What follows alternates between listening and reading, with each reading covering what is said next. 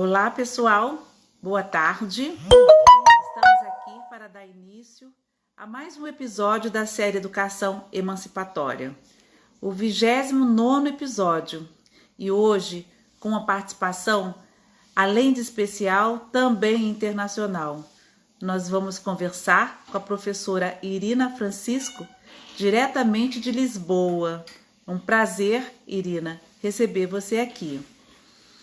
Para quem não assistiu ainda, Irina já está aqui. Para quem não assistiu ainda algum episódio da série Educação Emancipatória, nós temos um canal no YouTube, Desenvolver-se Gestão de Pessoas, onde estão ficando registrados as entrevistas. E aqui também no Instagram.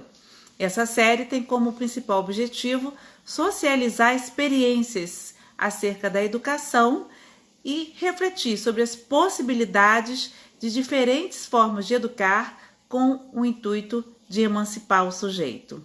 Irina, boa tarde. Benildo, boa tarde.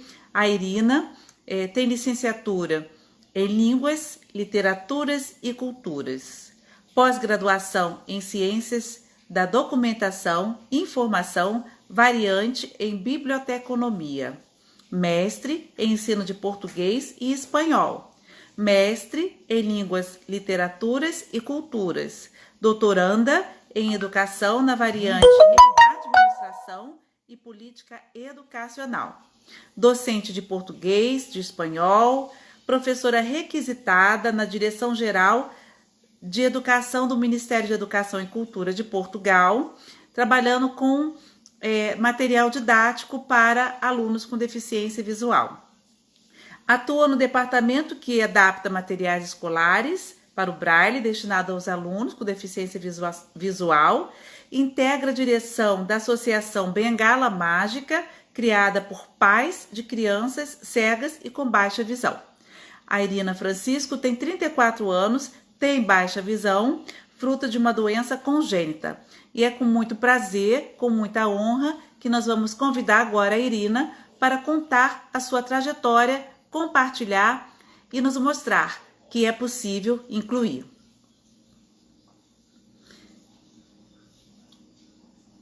Irina Francisco.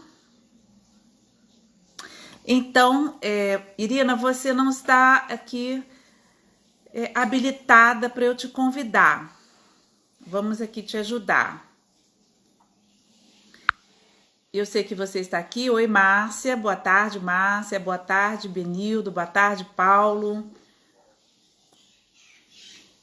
Será que você consegue escrever um oi para mim no comentário? E me dizer se você está me ouvindo. Boa tarde, Vete. Seja bem-vinda. Oi, Márcia. Muito bem-vinda, Márcia. Oi, Vete. Vamos aguardar aqui. Isso, Irina disse que está aqui. Agora deixa eu ver se eu consigo convidá-la.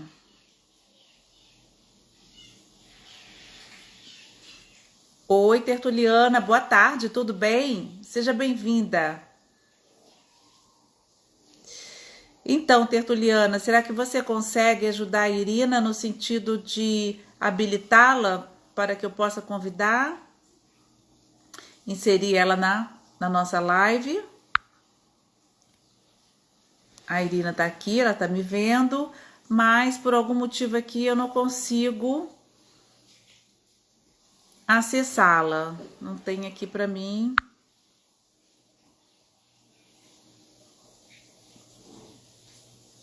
Vamos estudar aqui. Oi, Sandra. Boa tarde, Sandra. Tudo bem? Vamos estudar aqui como que a gente faz para colocar a Irina aqui.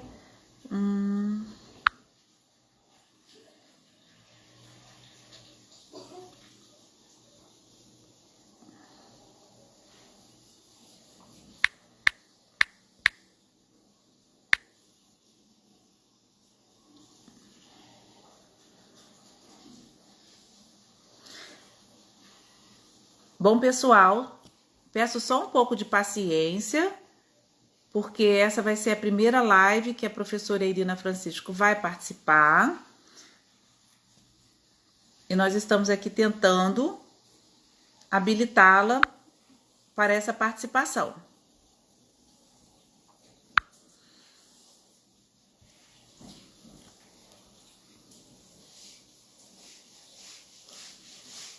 Acabei de conseguir.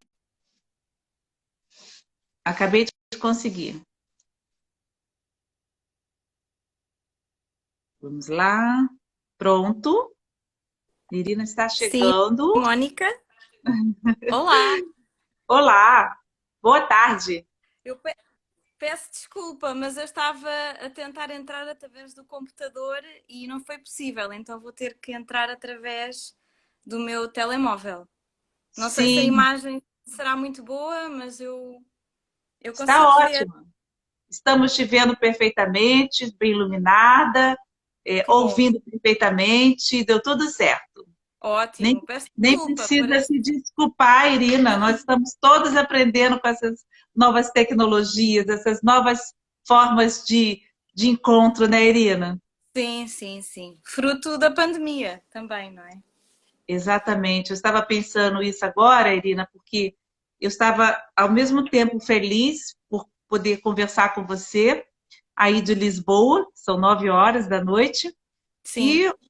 e concomitante eu recebo uma mensagem de uma amiga que acabou de perder a mãe pelo Covid. Então a gente fica pensando, né, nessa, nessa dicotomia, nessas contradições desses tempos desafiadores que estamos passando, né? Sim, é muito agridoce, na realidade.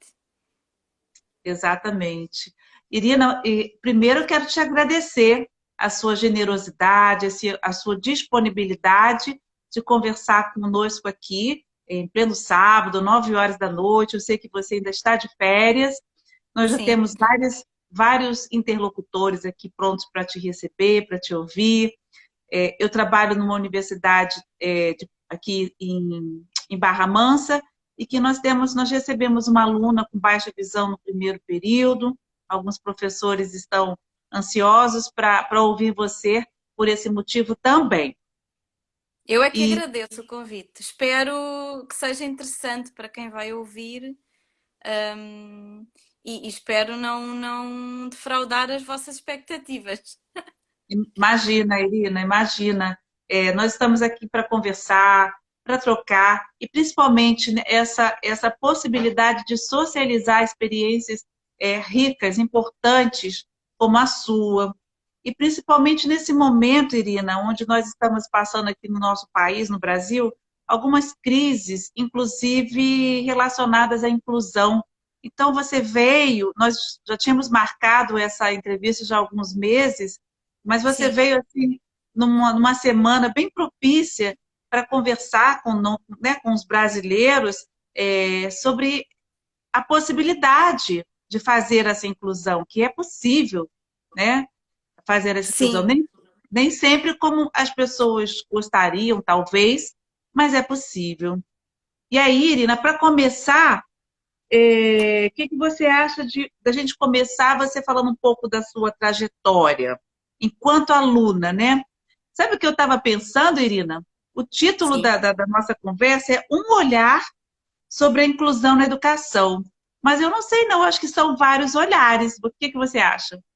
Sim, aliás, nós conversámos durante a tarde e eu própria cheguei a essa conclusão dizendo que tinha diferentes perspectivas sobre a inclusão, quer como aluna, hum, uma vez que eu própria tenho uma característica física que me trouxe algumas dificuldades ao longo desse percurso, quer mais recentemente como professora, olhando para os meus alunos e para a diversidade dos alunos que encontramos na escola, quer mais recentemente trabalhando especificamente para crianças cegas e com baixa visão.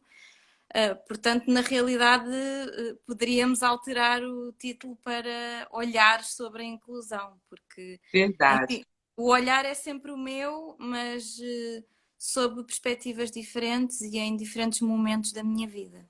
É verdade. Diferentes lugares, né, Irina? De diferentes lugares. Sim, sim, sim.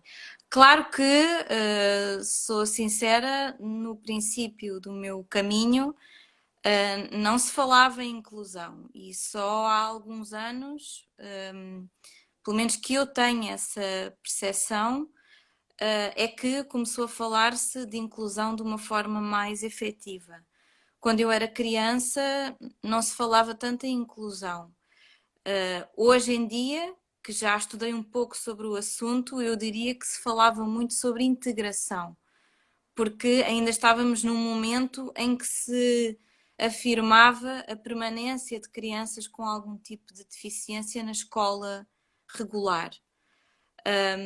E, portanto, nessa altura, no final dos anos 80, princípio dos anos 90, em Portugal ainda estávamos num momento em que a permanência de crianças com deficiência na escola, juntamente com outros alunos, ainda era algo novo e que estava a afirmar-se enquanto prática educativa. Só mais recentemente é que se fala de inclusão,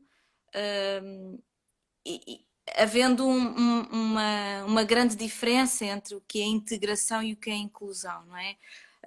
Eu quero com isto dizer que integração é no sentido de estar na escola, mas não é necessariamente estar incluído, não é? As crianças podem estar na escola e estarem num grupo à parte, numa sala à parte, com um professor à parte.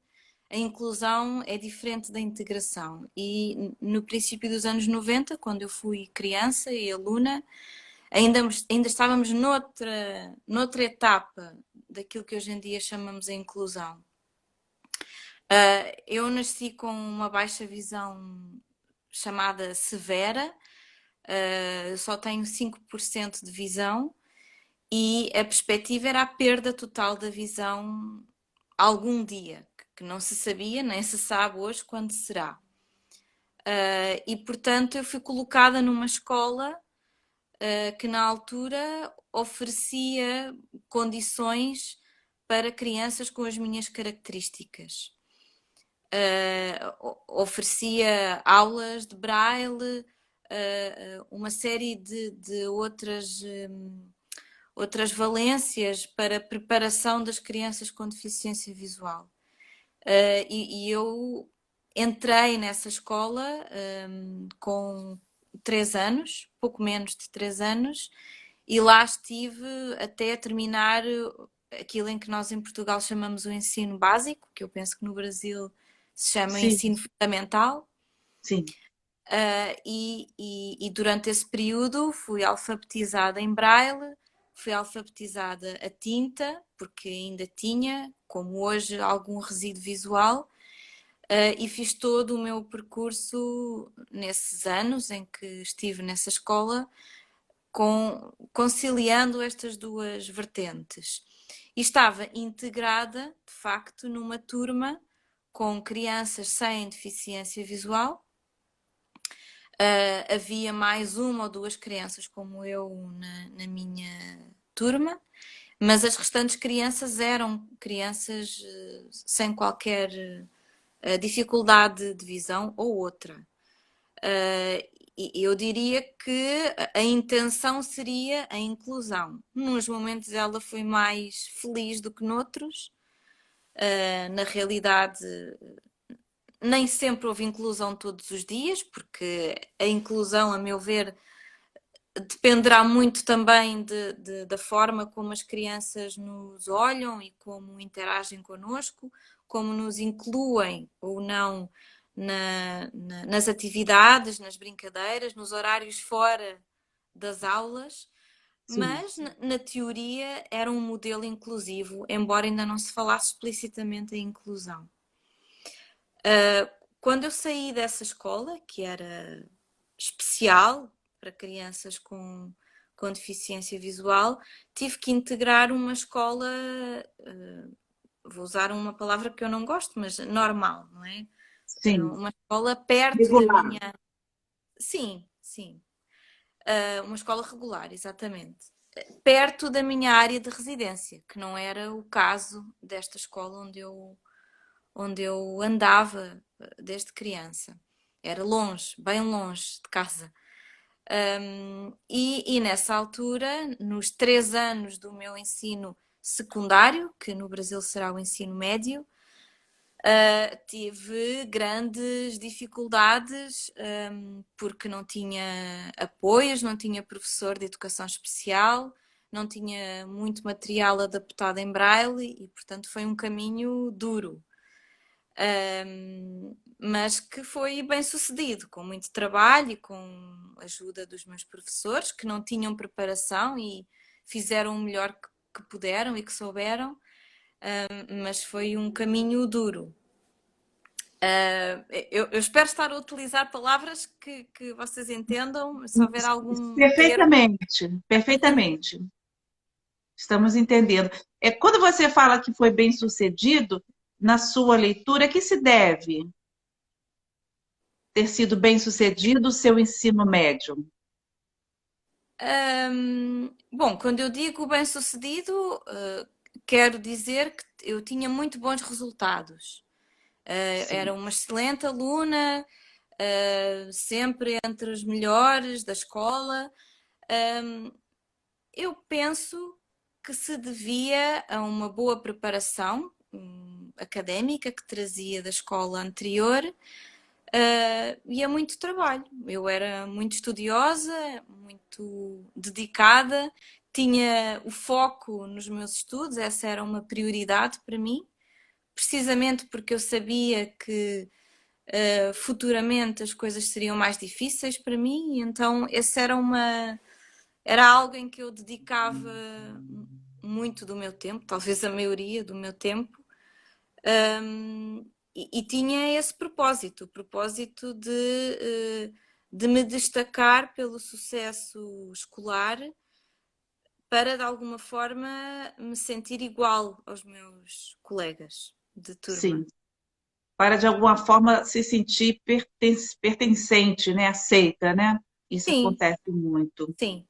Às vezes tem um efeito contrário, não é? Quando um aluno se destaca demasiado pela positiva, sobretudo falando de crianças e adolescentes, nem sempre isso é motivo de inclusão, muitas vezes é mais um motivo de exclusão. Sim. Hum, Você mas sofreu bullying, muito bullying? Hoje não, a eu não gente, não sei, sofri no bullying. Brasil, a gente chama bullying, né?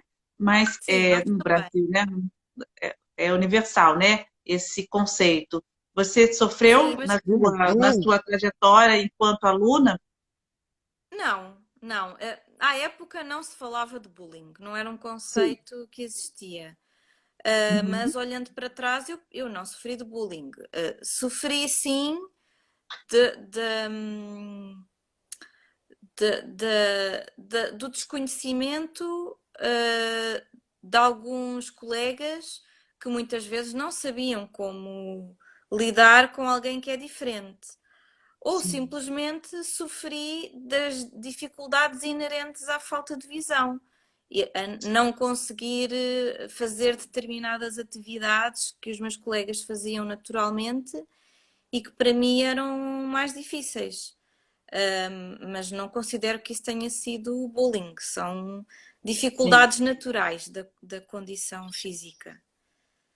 E aí você resolve, lá no ensino médio, você resolve fazer a licenciatura em letras. Então você já queria ser professora? Não, não, na realidade, eu tinha muito bons resultados e a dificuldade foi escolher que curso frequentar. Nós, no ensino médio, em Portugal, temos a possibilidade de escolher áreas. E eu, nessa época, escolhi a área das humanidades e das letras.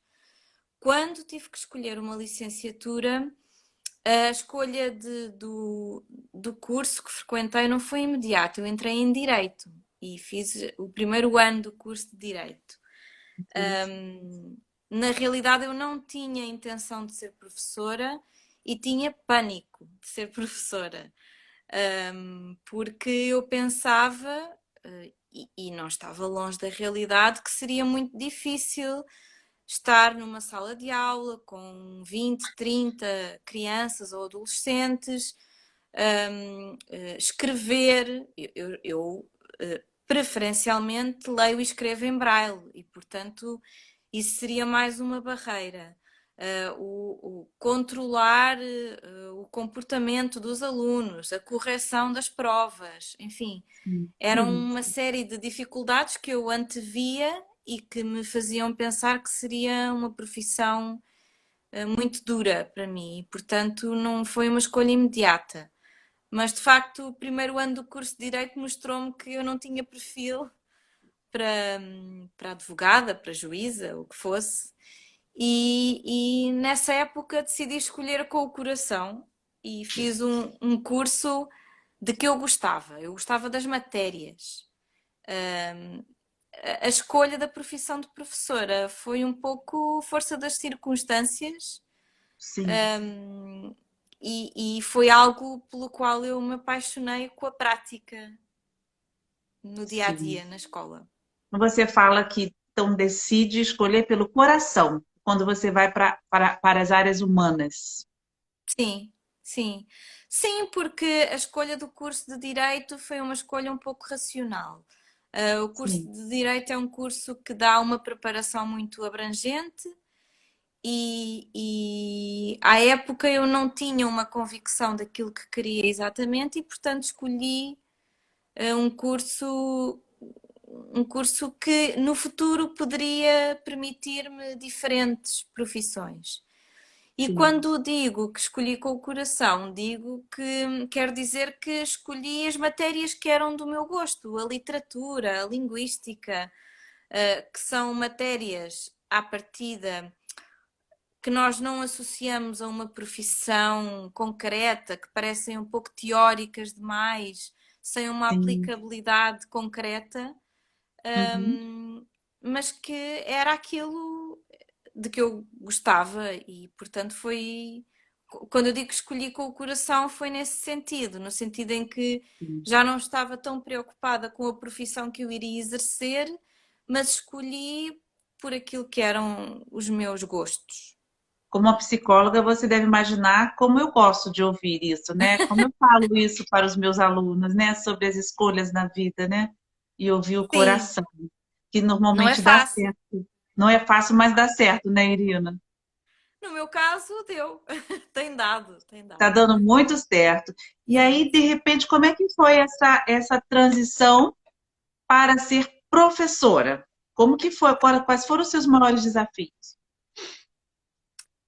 Bom, como eu dizia, eu tinha muito medo de ser professora, mas ao mesmo tempo tinha muita vontade de experimentar. Quando eu era jovem, adolescente, quando frequentava o ensino médio, muitas vezes eu dava explicações aos meus colegas, ajudava os meus colegas que tinham mais dificuldades.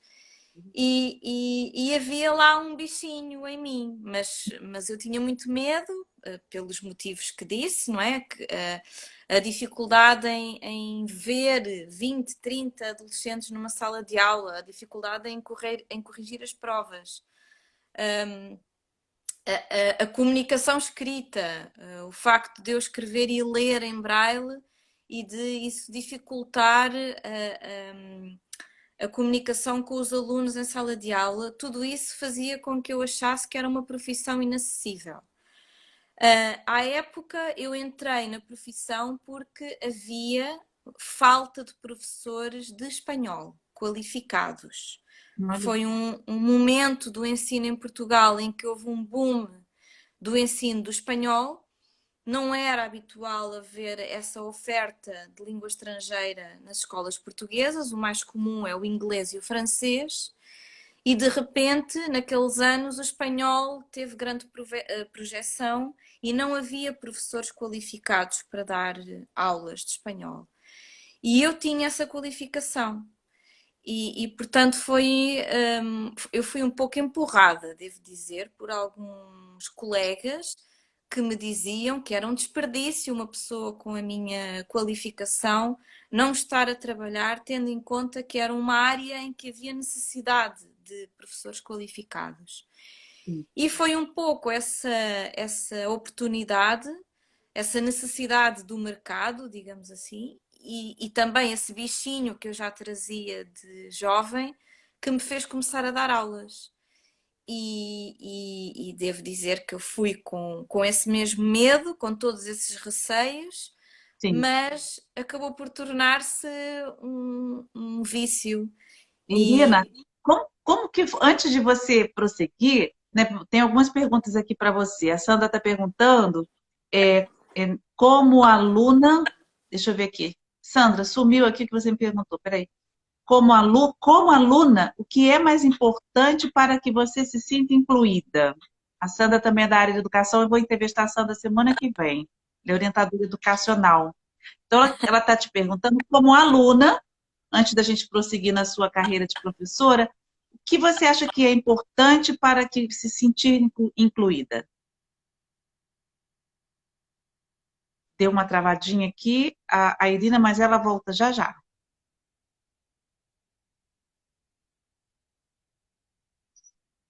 Foi a Irina ou foi eu? Eu estou aqui, pessoal, vocês estão me vendo?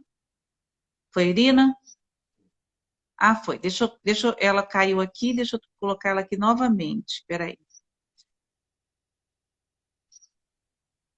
É sempre assim, né, gente? Quando o papo tá bom, muito bom, quando a conversa tá ótima, isso acontece, faz parte.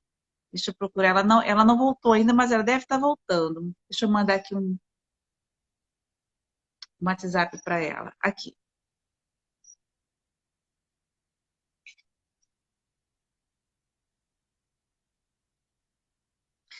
Só um momento aqui, estou conversando aqui com ela no WhatsApp.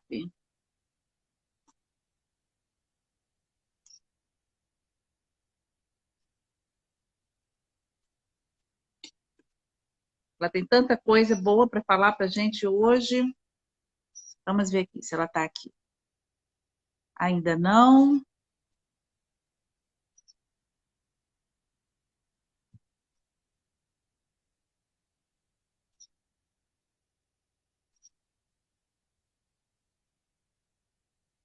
Pessoal, só um pouco de paciência para a gente voltar aqui com a Irina, tá? Vamos ver aqui. Voltou. Ok. Irina está de volta. Está voltando. Oi, Irina. sei o Isso que acontece. aconteceu. Não, Sim, estou de acontece, volta. acontece. Estou de É, volta. não, isso é super normal aí nessa modalidade. A Sim. Sandra, Helena, estava te perguntando, né, enquanto aluna, o que é importante para você se sentir incluída, né? Pensando na sua própria experiência. Recuando a esse tempo, que não é fácil, porque eu hoje em dia sou adulta e terei sempre uma interferência do meu pensamento como mulher, já não como adolescente. Eu diria que é muito importante que os nossos pares nos incluam e que nos tratem como iguais e não como alguém diferente que não consegue fazer aquilo que eles fazem. Eu diria Sim. que essa foi o aspecto que mais me marcou.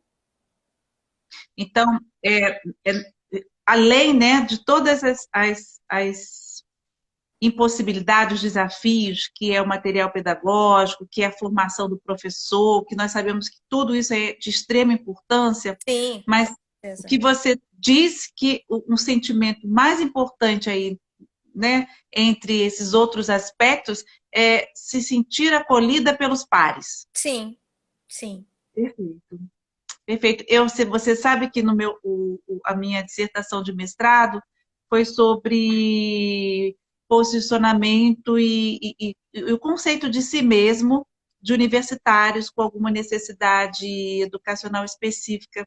E eu tive 4 voluntários, um com baixa visão, um deficiente visual, com cegueira, total, com múltiplas deficiências e um com deficiência auditiva.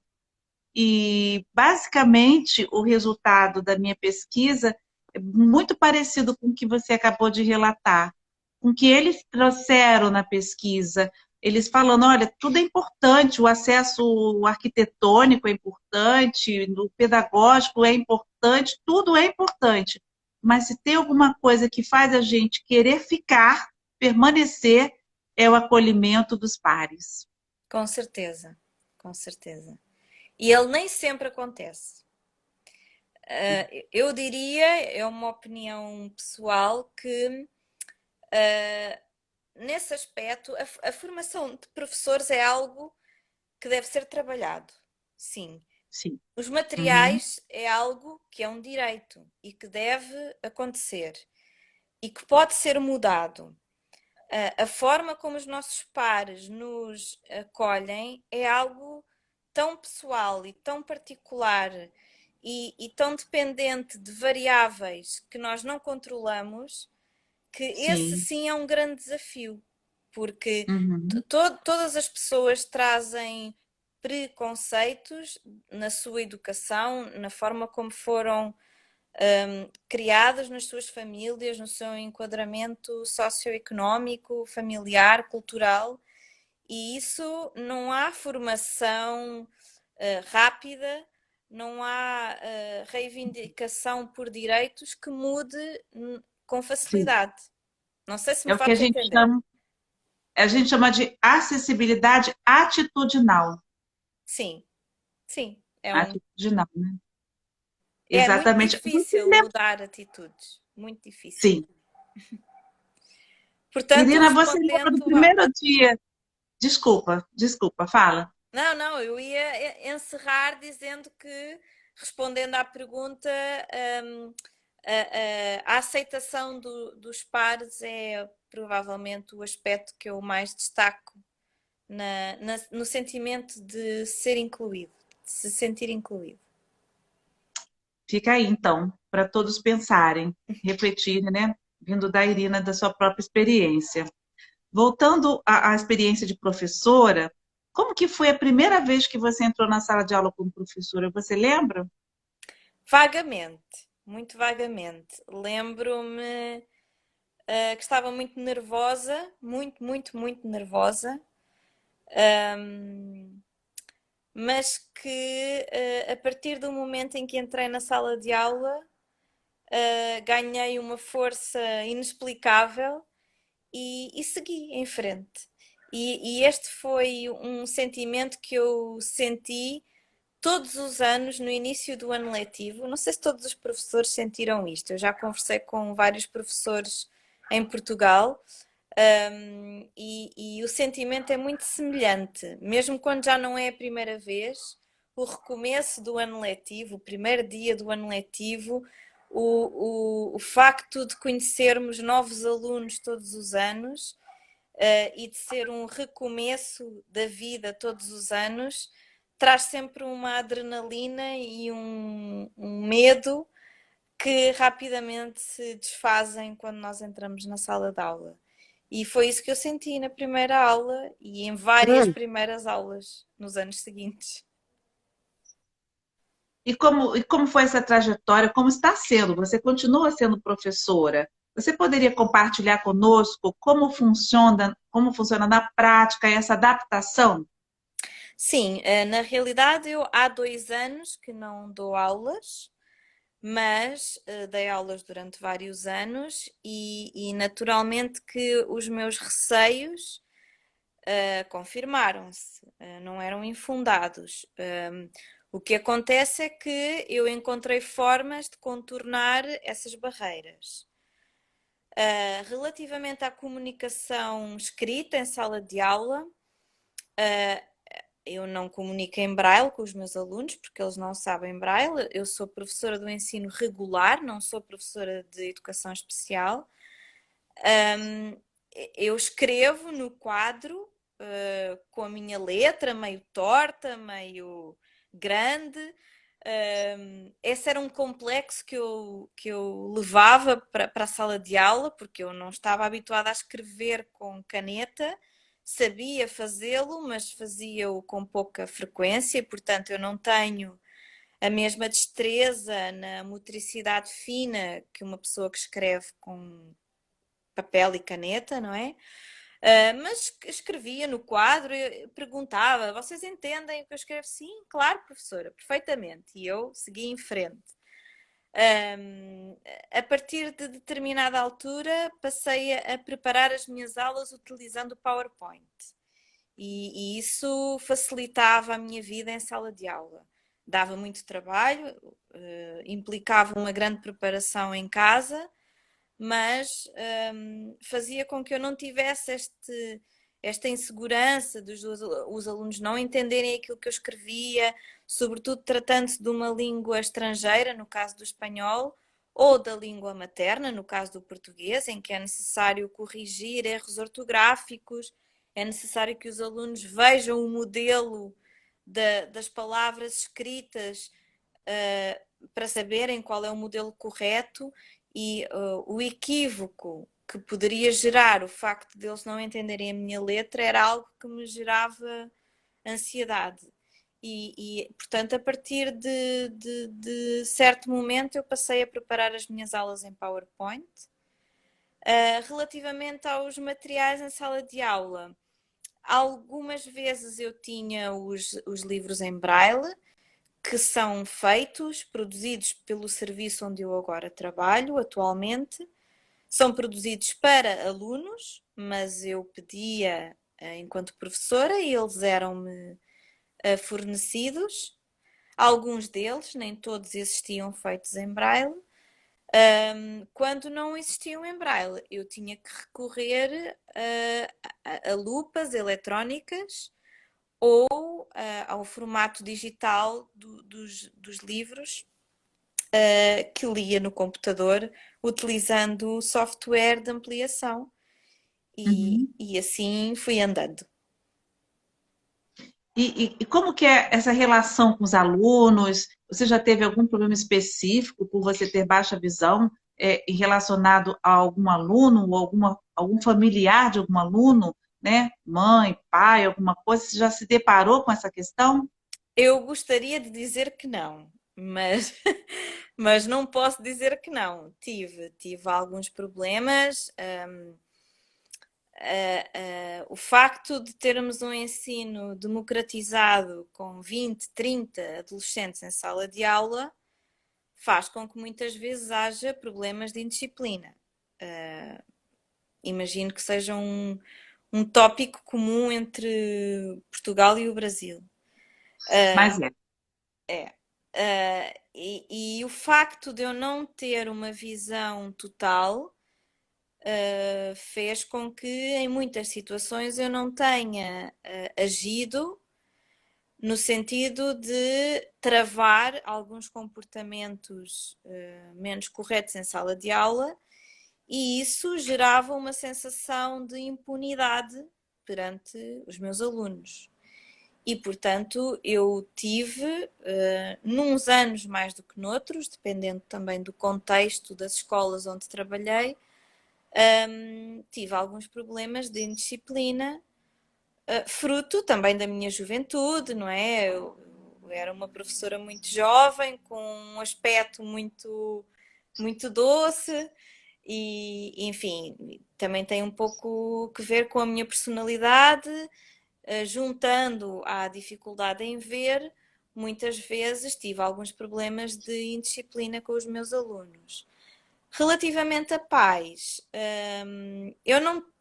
nós não temos contacto com os pais direto e, portanto, nunca tive assim nenhum pai que colocasse em causa a minha competência, por exemplo, não é? Por ter baixa visão, isso não. Se o fizeram, não chegou até mim, felizmente. Mas essa questão da indisciplina na sala de aula Essa é uma questão que perpassa em todas as salas de aulas, com todos os professores, Sim, e sim, não só do Brasil e de Portugal, mas de outros países também, sim, porque ela está relacionada a outras questões comportamentais, culturais, sociais, né? E exatamente. que é uma questão que muitos professores sofrem, sem saber como lidar, né? É Isso verdade. é tema de cursos, de pós-graduação, de especialização, de congressos, de De literaturas. livros, Então, sim, sim, não foi algo que aconteceu só com você, né? Que verdade. aconteceu. É um aprendizado para todos nós, educadores, professores. São muitos questionamentos acerca desse aspecto da disciplina. E por que que você saiu da sala de aula? Porque você está no MEC agora? Sim, na verdade eu saí porque fui convidada e decidi aceitar.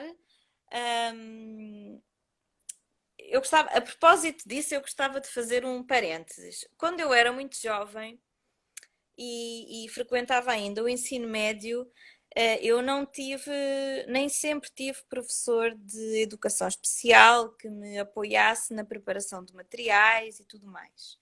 E eu recordo-me vagamente de dizer um dia gostava de contribuir para ajudar outras crianças a terem materiais em braille. Mas eu dizia isto de uma forma, enfim, pouco consequente, não sabendo exatamente o que seria o meu futuro. E na realidade, quando eu fui convidada, não hesitei em aceitar o convite. Na verdade, este lugar que eu ocupo não é uma posição definitiva. Eu estou requisitada, eu costumo dizer que estou emprestada temporariamente, como os jogadores nos clubes de futebol, mas na realidade eu sou professora e pertenço aos quadros do Ministério da Educação como professora. Eu estou temporariamente a exercer funções num departamento dos serviços centrais do Ministério, a trabalhar na revisão dos manuais escolares em Braille e das provas nacionais em Braille, que são feitas no final do ano letivo para ingresso na universidade. E eu ocupo esta função por ser professora e por ser leitora de Braille, por ter conhecimentos aprofundados de Braille. E na realidade, estas características que eu reúno não são muito fáceis de encontrar. Portanto, enfim, foi uma oportunidade e foi um convite, um desafio que me foi feito e que eu nem não hesitei, embora em alguns momentos tenha saudades da sala de aula, não propriamente das questões de indisciplina e também não propriamente das horas intermináveis a corrigir provas à lupa, mas tenho alguma saudade do contacto com os jovens. A sala de aula traz-nos coisas maravilhosas, não é? Às vezes traz dias muito difíceis, mas também traz momentos e relações e interações que não existem noutros contextos e traz-nos uma juventude que é muito difícil encontrar fora da sala de aula.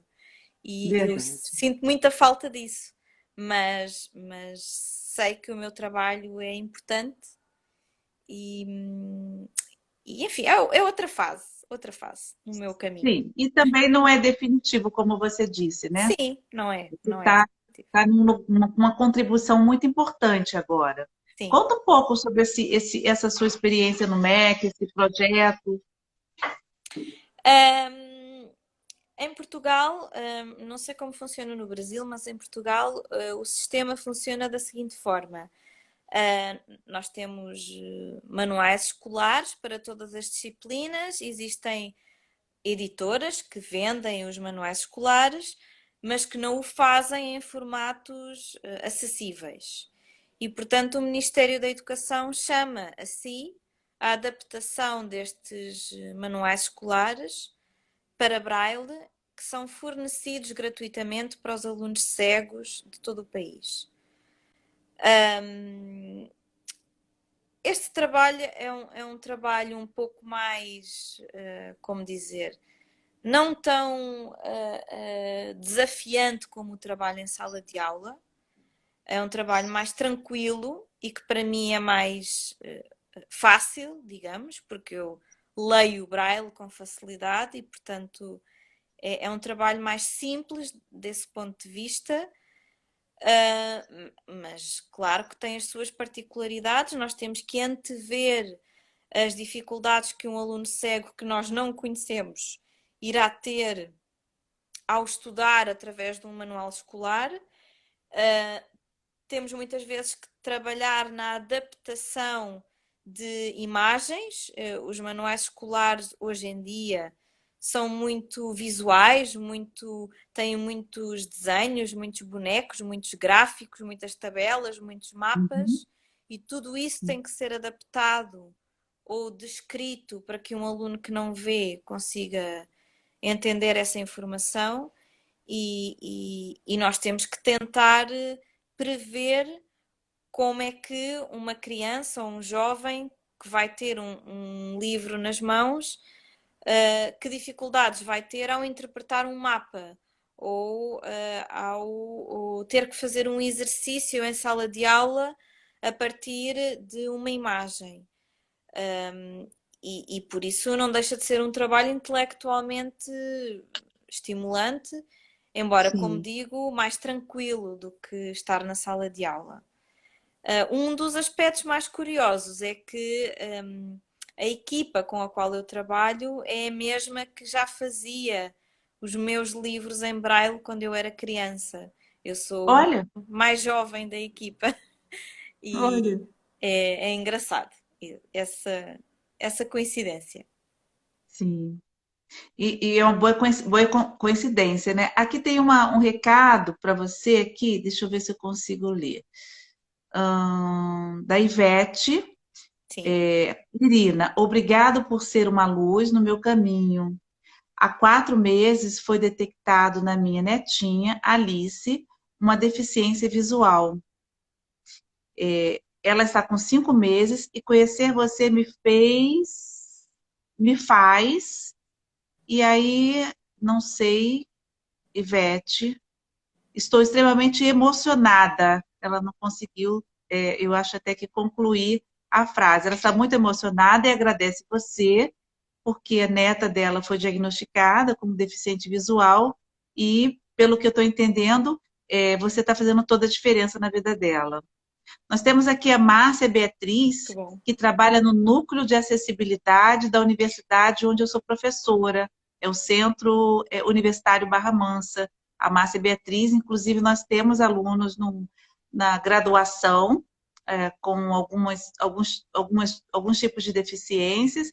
Deficiência. Eu tenho uma aluna, que eu não sei se ela está aqui agora, que está se formando em psicologia e é deficiente visual, e a Márcia, através do núcleo de acessibilidade, tem um papel fundamental aqui no aprendizado desses alunos. Márcia, parabéns de novo pelo seu trabalho. E ela fala que a acessibilidade atitudinal é promovida para o sucesso, é primordial para o sucesso dos alunos, exatamente, que a Márcia fala.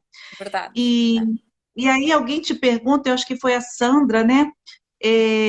Como aluna, como professora e agora como parte integrante da equipe do MEC que trabalha com essa adaptação, né? Quais as suas orientações para os professores que se deparam? Vamos falar de deficiência visual, né? Então, qual a sua orientação para os professores que recebem alunos, seja da educação infantil, seja do ensino fundamental, que vocês chamam de básico, ou do ensino médio aqui, ou da graduação? Qual a sua orientação, né? O que você pode conversar, contribuir para os professores que recebem alunos com deficiência visual?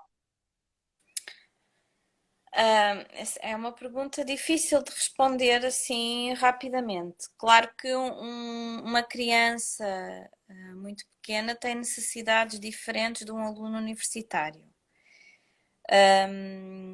Eu diria que o mais genérico para todos será partir do princípio que ele será capaz de tudo, com necessárias adaptações em determinados momentos.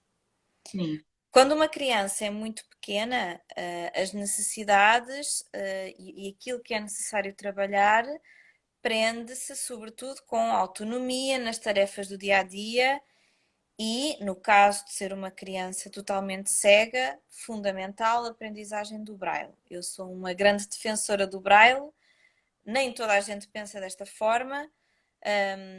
Aliás, eu poderia não ter aprendido Braille, uma vez que não sou cega total ainda, mas eu considero que essa foi uma das decisões mais felizes e mais fundamentais de todo o meu trajeto.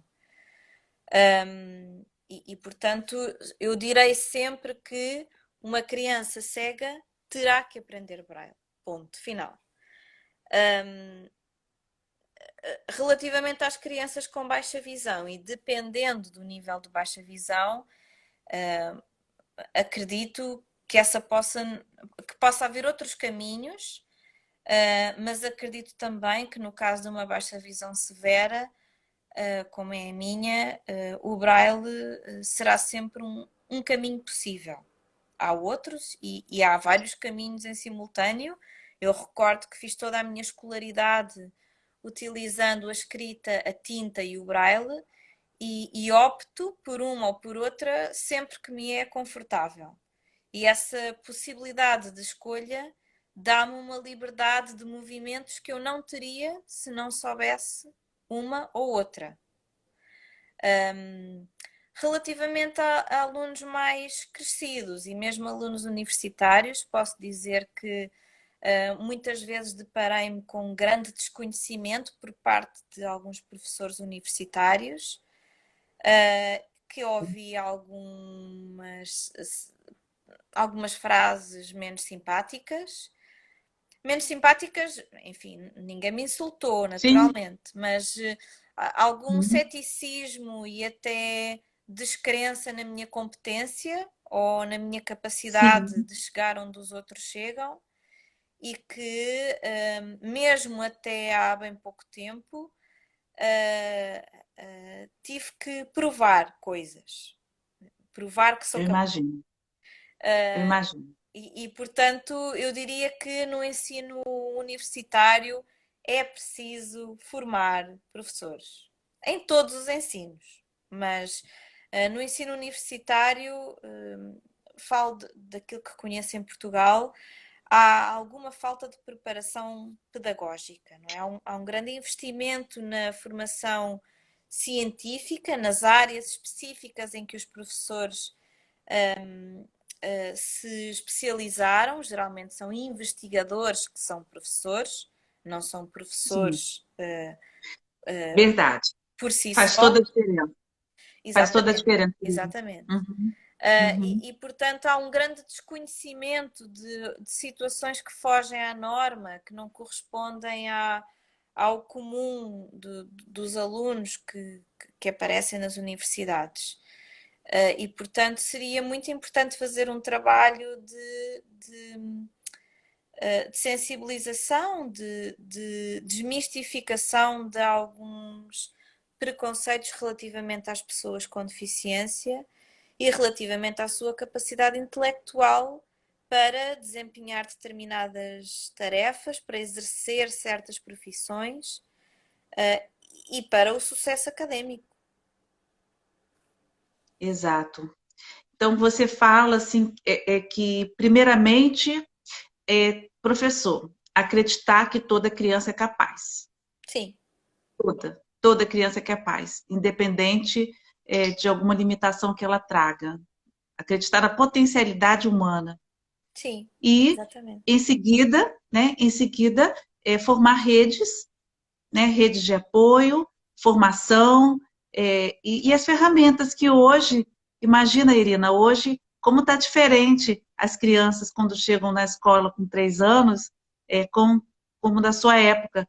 Hoje nós temos softwares, temos aplicativos, temos a lupa eletrônica, temos várias ferramentas que facilitam, que servem de mediadoras para o aprendizado. Exatamente. Então, não tem motivo para dizer que a criança não possa ficar na sala de aula regular. Qual a sua visão sobre isso? Nós estamos passando aqui por umas crises no nosso país, com o nosso ministro da Educação, e aí umas tendências de regresso, de segregar as crianças e colocá-las novamente separadas. Qual a sua opinião sobre isso, Irina? Bom, eu devo dizer que eu estou neste momento a frequentar o curso de doutoramento em Educação e estou precisamente a estudar a política de educação inclusiva que foi recentemente implementada em Portugal, em 2017, 2018. E tenho alguma dificuldade em opinar sobre essa matéria porque é suposto eu manter a minha isenção enquanto investigadora. Mas claro que eu tenho uma visão pró-inclusão, não é?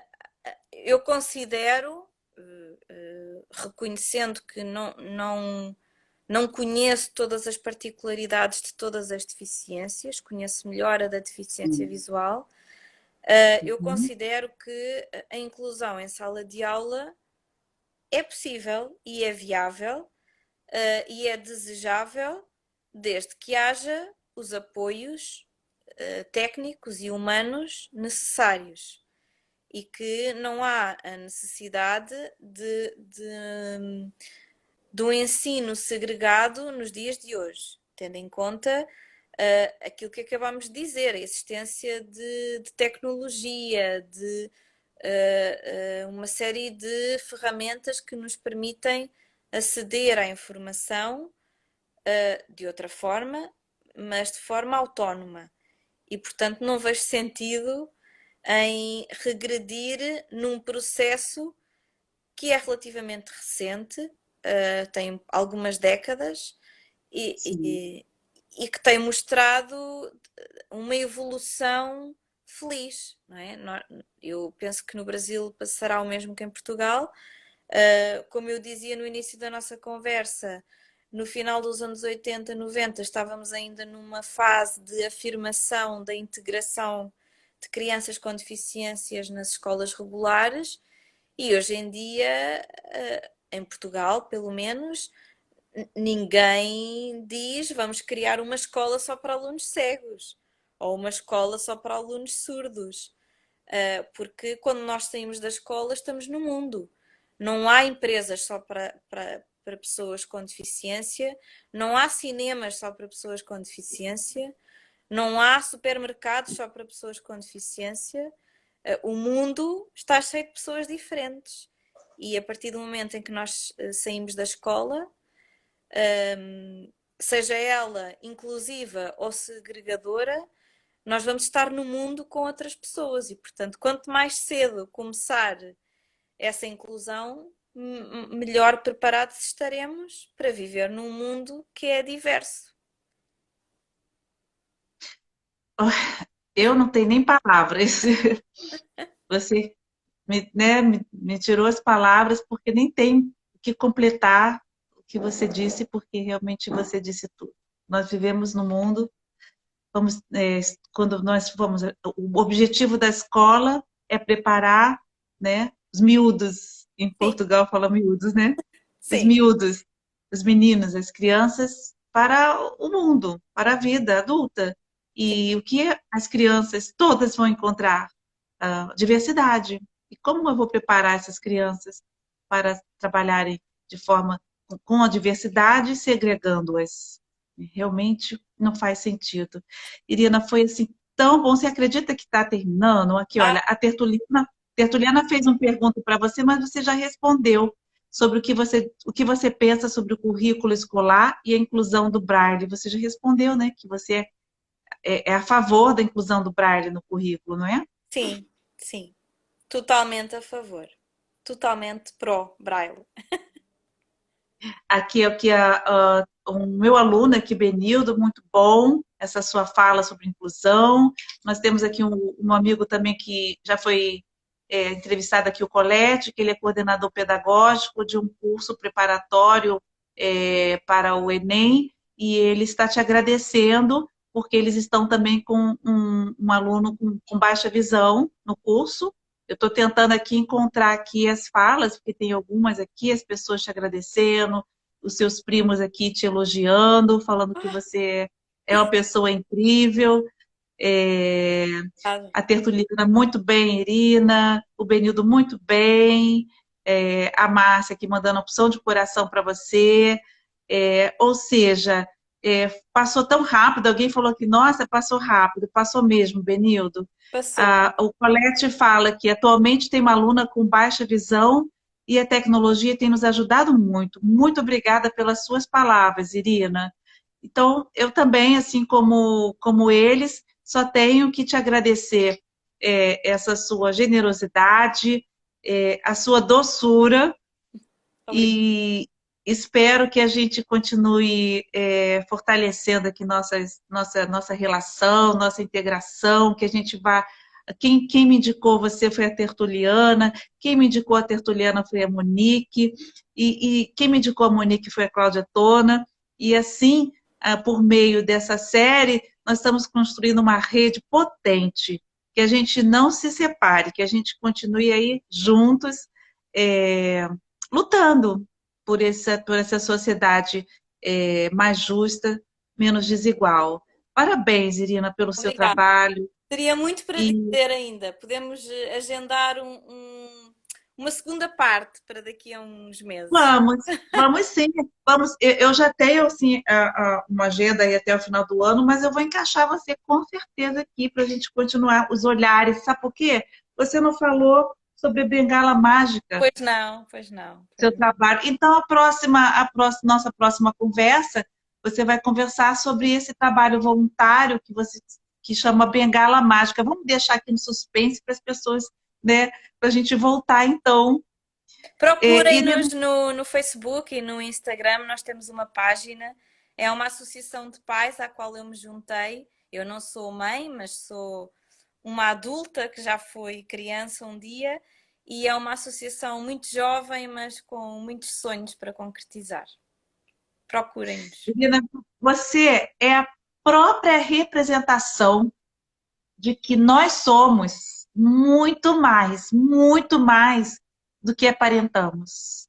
Sim. Do que trazemos no nosso corpo físico. Irina, quando você fala sobre coração, eu sou muito assim. Quem está aqui me conhece sabe que eu sou muito assim, né? A Cristina Delanon está aqui. A Cristina Delanon, ela é a diretora do setor, né, de inclusão aqui, do Departamento de Inclusão do SEMAI, aqui da Rede Municipal de Resende, onde eu moro. Ela estava perguntando se você morava aqui, já queria te pegar, já, Cristina. Eu moro em Portugal, Cristina. Longe, muito longe. Mas quem sabe? Tudo é possível, quem sabe? E assim, eu tenho certeza que eu vou te conhecer pessoalmente. E voltando a falar que você é a própria representação da potência do ser humano. Da potência do ser humano, que nós possamos todos conseguir olhar para além desses olhozinhos, para além desses ouvidos aqui físicos, e enxergar com a alma. E assim a gente consegue fazer nosso trabalho de educador, né? Com a alma. É preciso sonhar sempre e acreditar, como eu dizia há pouco. Tudo é possível. Tão bom falar com você. Muito obrigada. Igualmente. Eu é que agradeço. Um beijinho. Tenha uma boa noite. Obrigada. Esse vídeo vai ficar gravado, vai ser editado, vai para o canal do YouTube, vamos compartilhar, porque como eu costumo falar todo sábado, esse encontro é um plantio. Nós estamos jogando sementes. Que essas sementes possam dar muitos frutos. Oxalá. Um beijo muito especial no seu coração. Obrigada, e igualmente. Nós vamos continuar o contato. Certo, combinado. Obrigada, pessoal, queridos todos. Boa noite para vocês. Curtam lá a página, socialize, vamos multiplicar essa experiência maravilhosa. Aliás, não é experiência, não.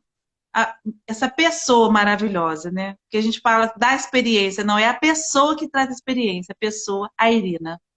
Beijo, Muito Irina. obrigada. Boa noite para Boa todos. noite. Obrigada, obrigada. Boa noite para todos.